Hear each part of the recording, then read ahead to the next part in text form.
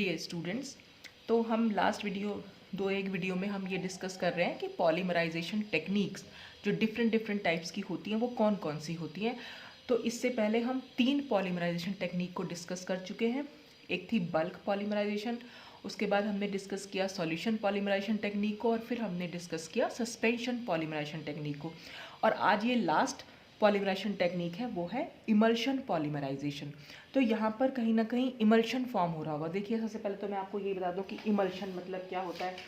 Emulsion मतलब होता है कि दो इमिसिबल लिक्विड्स को जब हम आपस में मिक्स करें, मिक्स तो नहीं होंगे, दो इमिसिबल लिक्विड जो आपस में मिक्स ना हो, बस उन दोनों का जो सिस्टम होता है उसको हम इमल्शन कहते हैं। जैसे कि इमल्शन दो टाइप के होते हैं, एक तो होता है ऑयल इन वाटर और दूसरा होता है वाटर इन ऑयल। देखो इमल्शन, अब आप समझ लीजिए क्या होगा। अगर सपोज हमने वाटर ले लिया, काफ़ी सारा वाटर लिया, और उसमें हम कुछ ऑयल की ड्रॉप्स डाल दें, ठीक है, तो वो आपको अलग अलग दिखाई देती हैं बिल्कुल, तो वो हमारा एक इमल्शन हो जाएगा ऑयल इन वाटर। और वाटर इन ऑयल, अगर हम बहुत सारा ऑयल ले लेंगे और उसमें कुछ ड्रॉप्स वाटर की डाल दें, वो भी हमें अलग अलग दिखाई देंगी। तो इमल्शन, तो ऑयल और वाटर आपस में इमिसिबल होते हैं, मतलब दोनों के दोनों आपस में सॉल्युबल नहीं होते हैं। तो ऐसा जो सिस्टम बनेगा उसको हम इमल्शन बोल देते हैं। तो इमल्शन पॉलीमराइजेशन में हम इमल्शन का यूज़ करते हैं। अच्छा, अब इसमें क्या है, अगर हम यहाँ पर वाटर के अंदर ऑयल डाल रहे हैं तो वाटर तो हमारा हो जाएगा डिस्पर्जन मीडियम, और जो ये ऑयल हो जाएगा उसको हम बोलेंगे डिस्पर्स्ड फेज। और वाटर इन ऑयल डाल रहे हैं हम, तो यहाँ पर ऑयल हमारा हो जाएगा डिस्पर्जन मीडियम और वाटर हो जाएगा डिस्पर्स्ड फेज। मतलब आप ऐसे समझ लीजिए, जैसे सॉल्यूशन में सॉल्वेंट और सॉल्यूट होते हैं, यहाँ पर डिस्पर्जन मीडियम और डिस्पर्स्ड फेज होती है। तो डिस्पर्स्ड फेज को आप सॉल्यूट की तरह समझ सकते हैं, हालांकि डिजॉल्व नहीं हो रहा है यहाँ पर वो। तो जो कम मात्रा में हो गया वो डिस्पर्स्ड फेज हुई, जो ज़्यादा मात्रा में हुआ उसको हम डिस्पर्जन मीडियम बोल दे रहे हैं, ठीक है। तो in emulsion polymerisation the monomer is dispersed in the aqueous phase as a uniform emulsion.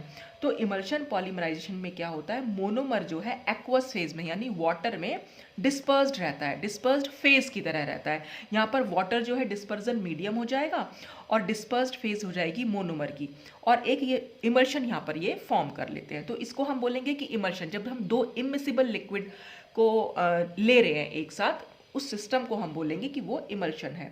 तो the emulsion is stabilized by surface active agents, जिनको हम सरफेक्टेंट्स बोलते हैं। अब इमल्शन में क्या होगा, जैसे अगर हमने पानी में ही 2-4 बूंद हमने ऑयल की डाली तो वो दूर दूर रहेंगी।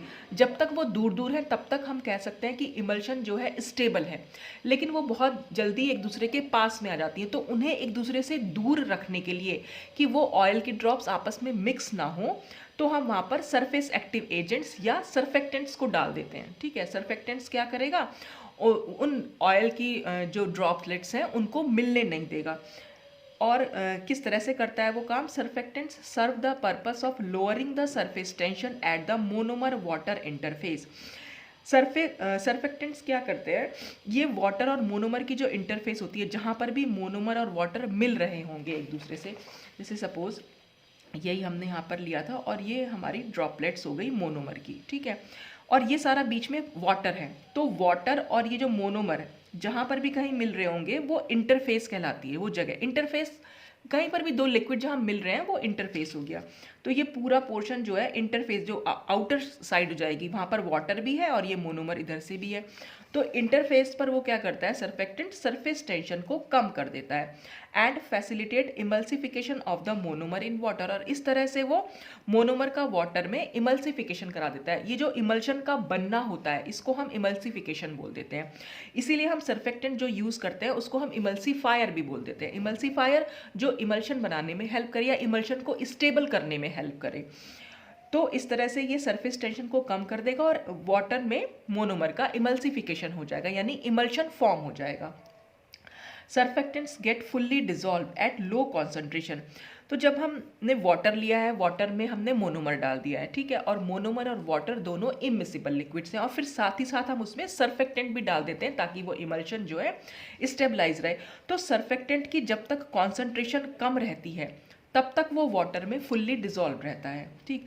लेकिन beyond a particular concentration the excess quantity forms molecular aggregates known as micelle. लेकिन एक पर्टिकुलर कॉन्सेंट्रेशन से जब ज़्यादा अमाउंट में हम सर्फेक्टेंट डालते हैं तो वो जो एक्सेस क्वांटिटी होती है, जो हमने सर्फेक्टेंट की अधिकता ले ली, हमने ज़्यादा ले लिया, तो वो क्या करेंगे, जितने भी वो जो मॉलिक्यूल्स होंगे वो आपस में एग्रीगेट हो जाएंगे, इकट्ठा हो जाएंगे और इकट्ठा होकर एक स्ट्रक्चर बनाते हैं जिसको हम माइसिल बोल देते हैं। अभी हम माइसिल का स्ट्रक्चर नेक्स्ट पेज पर देखेंगे। तो सर्फेक्टेंट अगर लो कॉन्सेंट्रेशन में है तब तो वो फुल्ली डिजॉल्व है, ठीक है, या डिस्पर्स्ड भी रहेगा, कई बार ज़रूरी नहीं डिजॉल्व हो, डिस्पर्स्ड भी रह सकता है। लेकिन अगर वो एक पर्टिकुलर कॉन्सेंट्रेशन से ज़्यादा कॉन्सेंट्रेशन हमने यूज़ कर ली, यानी ज़्यादा अमाउंट, ज़्यादा कॉन्सेंट्रेशन हमने यूज़ कर ली, तो क्या होगा कि वो जो मॉलिक्यूल्स हैं वो फिर डिस्पर्स्ड फेज में ना रहकर या वो डिजॉल्व ना होकर वो क्या करते हैं, सब आपस में मिल जाते हैं और एग्रीगेट मतलब एक समूह बना लेते हैं जिसको हम माइसिल बोल देते हैं।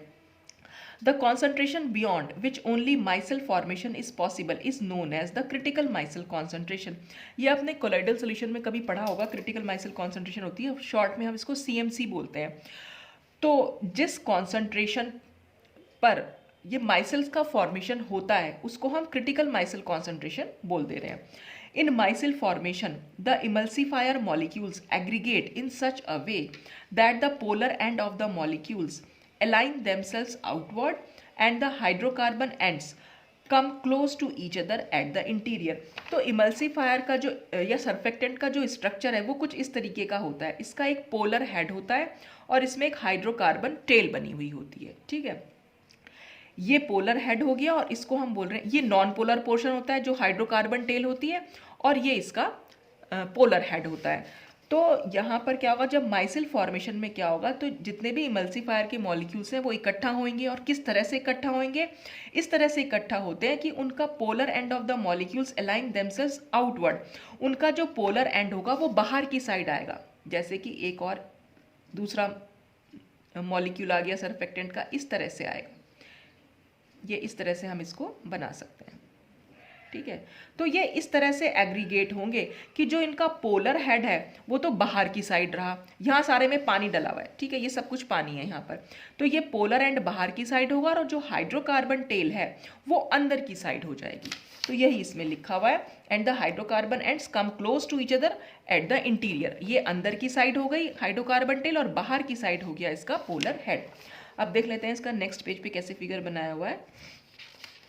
ये देखिए, ये हमने दो चीज़ें दिखा रखी हैं। ये ए पोर्शन में हमने दिखाया, ये एक्वस फेज, जितना भी वाइट वाइट आपको दिख रहा है ये सब वाटर है, यानी एक्वस फेज है।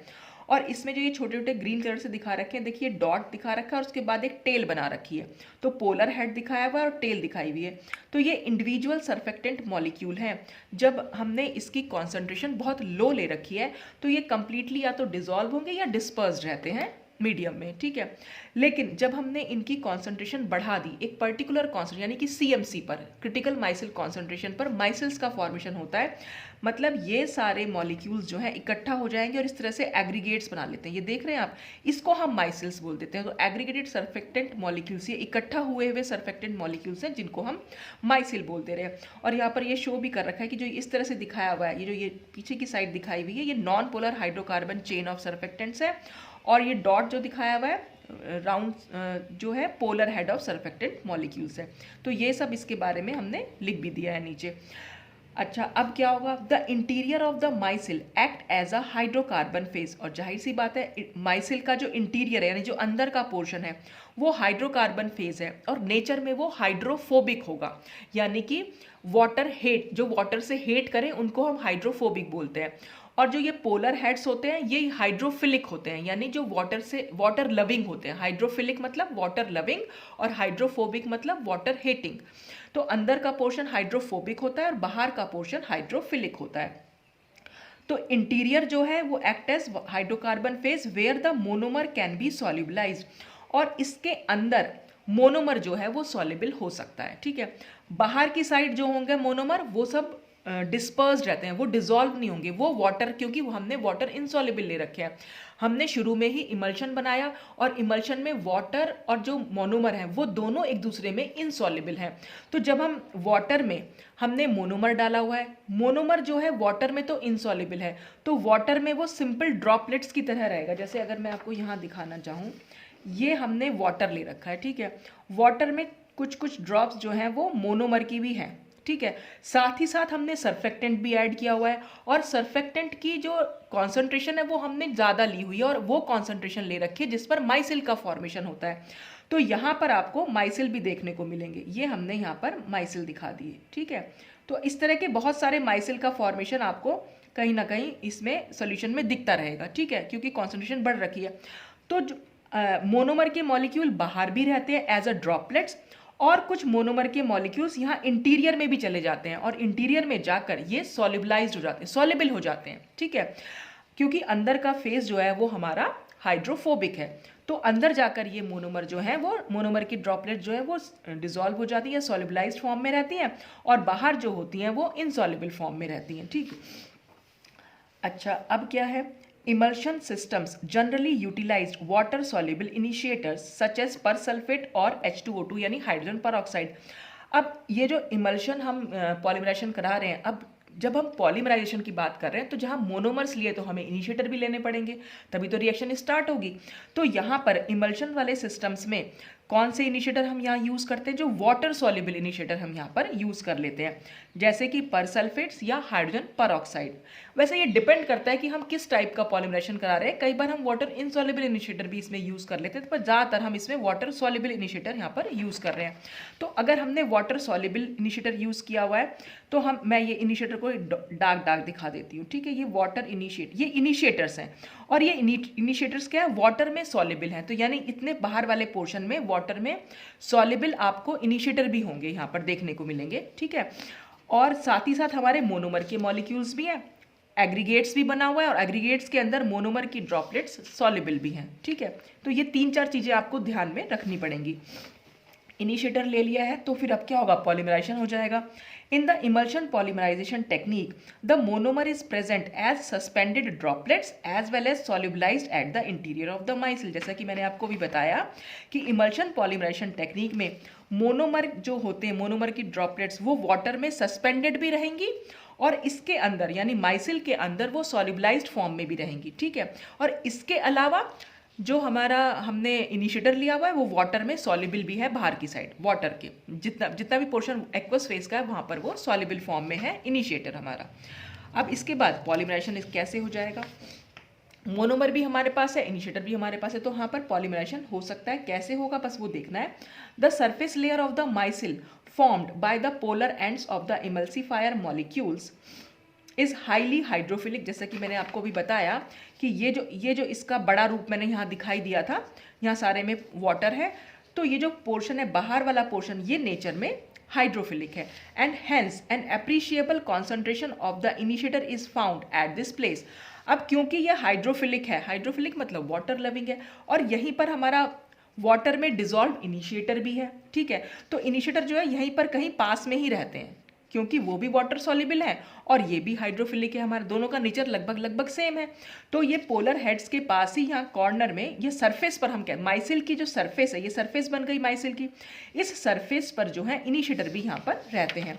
At the same time the interior of the micelle is filled with the solubilised monomer, और ठीक इसी समय पर अंदर की साइड मोनोमर के मॉलिक्यूल हैं, वो सॉल्युबलाइज्ड फॉर्म में है, बाहर की साइड इनिशिएटर है। तो क्या हो जाएगा, पॉलीमराइजेशन स्टार्ट होगा कहाँ पर, सरफेस लेयर पर। तो polymerisation therefore starts at the surface layer of the micelle and proceeds inwards. तो देखिए यहाँ पर क्या होगा, पॉलीमराइजेशन स्टार्ट तो यहाँ से होगा क्योंकि इनिशिएटर तो यहीं पर है। इनिशिएटर जो इनिशिएशन होगा पॉलीमराइजेशन का वो यहाँ से होगा, यानी सरफेस लेयर से होगा। फिर धीरे धीरे ये अंदर की साइड प्रोसीड, जो प्रोपोगेशन होगा पॉलीमराइजेशन का वो अंदर की साइड होगा, ठीक है, अंदर की साइड हो जाएगा, और यहाँ पर हमारा फिर प्रोपोगेशन होगा। फिर अगर हम टर्मिनेट कराना चाहेंगे तो फिर हम टर्मिनेशन करा सकते हैं।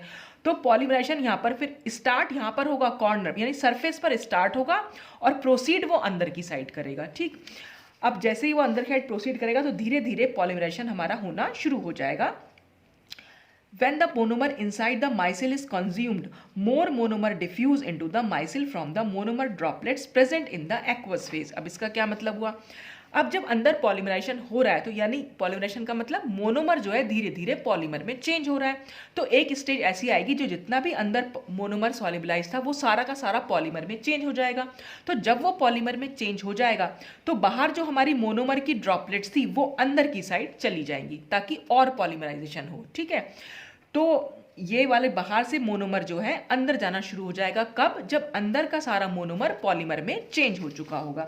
तो ये सिस्टम जो है चलता रहता है, ये कॉन्टिन्यूटी में चलता है। अंदर का मोनोमर खत्म होता रहता है, पॉलीमर में चेंज होता रहता है और बाहर से मोनोमर के मॉलिक्यूल्स अंदर जाते रहते हैं। अब क्या हो जाएगा? As the polymer particle concentration increases it swells in size which in turn enlarges the size of micelle. अब देखो धीरे धीरे क्या होगा, पॉलीमर बढ़ता चला जा रहा है क्योंकि अंदर मोनोमर पहुंचते जा रहे हैं तो पॉलीमर का साइज, पॉलीमर के पार्टिकल्स के कॉन्सेंट्रेशन बढ़ती जा रही है, यानी पॉलीमर का साइज बढ़ता चला जा रहा है। तो जब धीरे धीरे पॉलीमर का साइज बढ़ता चला जाएगा तो ये तो साइज में बड़ा होता चला जाएगा। जब ये साइज में बड़ा हो जाएगा तो ये माइसिल भी बड़ी हो जाएगी अपने आप में। ठीक है ना, माइसिल भी स्वेल हो जाती है, इनलार्ज हो जाती है साइज में, क्योंकि अंदर का साइज जो है वो बढ़ता जा रहा है। जैसे आप गुब्बारे में हवा भरते हैं, अपनी अंदर हवा भरे आए तो गुब्बारे का साइज धीरे धीरे धीरे धीरे बड़ा होता जा रहा है क्योंकि अंदर हवा भरती चली जा रही है। ऐसे ही इसके अंदर पॉलीमर का साइज क्योंकि बढ़ता चला जा रहा है तो इसलिए माइसिल का साइज भी बढ़ता चला जा रहा है। और फिर एट लास्ट क्या होगा, ये माइसिल जो है बर्स्ट हो जाएगा। और जब ये बर्स्ट हो जाएगा उसके बाद क्या होता है, at a particular stage the micelle burst हो जाएगा and all the emulsifier molecules, जो भी हमारे सर्फेक्टेंट के मॉलिक्यूल्स हैं जिन्होंने एग्रीगेट बनाया हुआ था, जिन्होंने माइसिल बनाई हुई थी, they form an absorption layer around the polymer particles. वो क्या करते हैं, जितने भी ये जो हमारे माइसिल्स थे यानी जो हमारे सर्फेक्टेंट के मॉलिक्यूल्स थे, अब ये क्या करेंगे, जब ये बर्स्ट हो जाएगा तो ये पॉलीमर के पार्टिकल्स के चारों तरफ एक एब्जॉर्प्शन लेयर को फॉर्म कर देते हैं। ठीक है, एब्जॉर्प्शन लेयर फॉर्म हो गई। तो यहाँ पर हमारा पॉलीमर जो है वो बनके तैयार है। अब आप इस पॉलीमर को एज इट इज भी यूज कर सकते हैं या इसको इमल्सिफायर से अलग करके भी हम इसको यूज कर सकते हैं। तो देखते हैं नेक्स्ट पेज पर क्या लिखा है। At the end of polymerization, polymerization के एंड पर क्या होगा, we have fine particles of the polymer. तो हमें फाइनली पॉलीमर के फाइन पार्टिकल्स मिल जाएंगे, stabilized by the emulsifier layer, क्योंकि पॉलीमर के पार्टिकल्स के चारों तरफ जो है वो इमल्सिफायर लेयर, इमल्सिफिकेशन जो हम मतलब जो हमने इमल्सिफायर यानी जो सर्फेक्टेंट यूज किया था जिसके कि माइसिल बन रहे थे, उसकी लेयर भी उसके चारों तरफ बन जाती है। And dispersed uniformly in the aqueous phase, और ये एक्वस फेज में यूनिफॉर्मली डिस्पर्स्ड भी रहती है। This milky white dispersion is often called latex. इसकी जो कलर होता है वो थोड़ा सा मिल्की वाइट हो जाता है। पॉलीमर के चारों तरफ इमल्सिफायर की लेयर। ठीक है, तो मतलब ये अगर हमारा कोई पॉलीमर है, पॉलीमर की लंबी चेन है, तो उसके चारों तरफ जो है वो इमल्सिफायर यहाँ पर लगा हुआ है। तो इस पूरे पोर्शन को हम बोल देते हैं लेटेक्स। ठीक है, इसका नाम हो गया लेटेक्स। अब इस लेटेक्स को can either be used as such for making adhesives. इस लेटेक्स को आप एज इट इज भी यूज कर सकते हैं एज एन एडहेसिव्स। माने अगर चिपकाने वाली चीज है, फिर वही मैं बता रही हूँ, एडहेसिव्स क्या होते हैं, जो दो चीजों को चिपका सके आपस में। तो इनको आप डायरेक्टली एडहेसिव बनाने में यूज कर सकते हैं, या वाटर सॉल्युबल इमल्शन पेंट्स।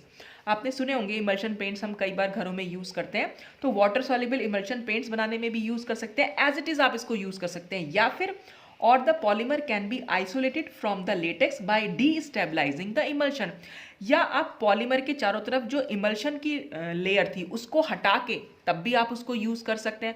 तो उसको हटाने का तरीका, आप उसको फ्रीज कर सकते हैं, हीट कर सकते हैं, तो ये मतलब इमल्सिफायर की लेयर जो है वहां से अलग हो जाएगी।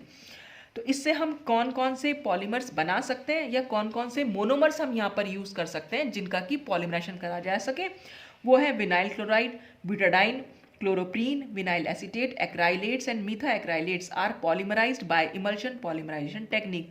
तो ये सारे मोनोमर्स हैं जिनका कि हम पॉलीमराइजेशन इमल्शन पॉलीमराइजेशन टेक्निक के थ्रू करा सकते हैं। तो ये आज हमारा पॉलीमराइजेशन टेक्निक्स, जो हमारी 4 टेक्निक्स थी, वो मैंने आपसे पूरी की पूरी डिस्कस कर ली है। तो ये खत्म होता है टॉपिक। आज ये यूनिट भी यहाँ पर खत्म होती है, ये टॉपिक भी यहाँ पर खत्म होता है। अब नेक्स्ट वीडियो में हम नेक्स्ट यूनिट को शुरू करेंगे। तो बस अब आपकी लास्ट यूनिट बची है डाइस की, तो वो मैं नेक्स्ट वीडियो में शुरू करूँगी। तो आज के लिए बस इतना ही। Thanks for watching.